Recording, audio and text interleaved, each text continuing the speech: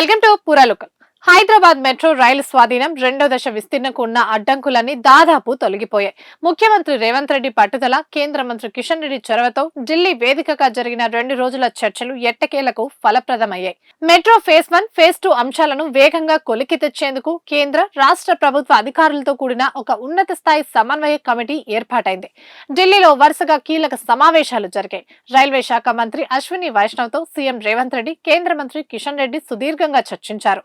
దానికి కొనసాగింపుగా కేంద్ర గృహ నిర్మాణ, పట్టణ వ్యవహారాల శాఖ మంత్రి మనోహర్ లాల్ ఖట్టర్ నివాసంలో మరోసారి కీలక భేటీ జరిగింది.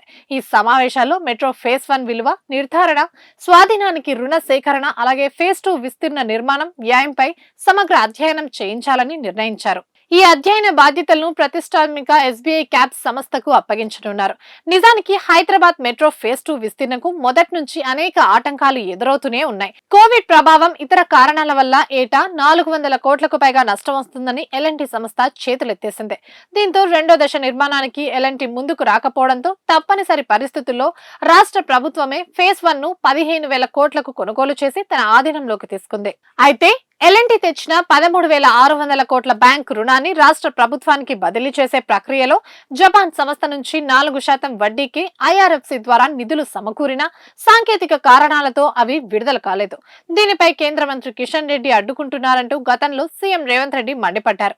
దీనికి స్పందించిన కిషన్ రెడ్డి తాను అభివృద్ధిని అడ్డుకోవడం లేదని స్పష్టం చేయడంతో పాటు సమస్య పరిష్కారానికి చొరవ చూపాలని కోరుతూ సీఎం రేవంత్ రెడ్డి ఆయనకు లేఖ రాశారు.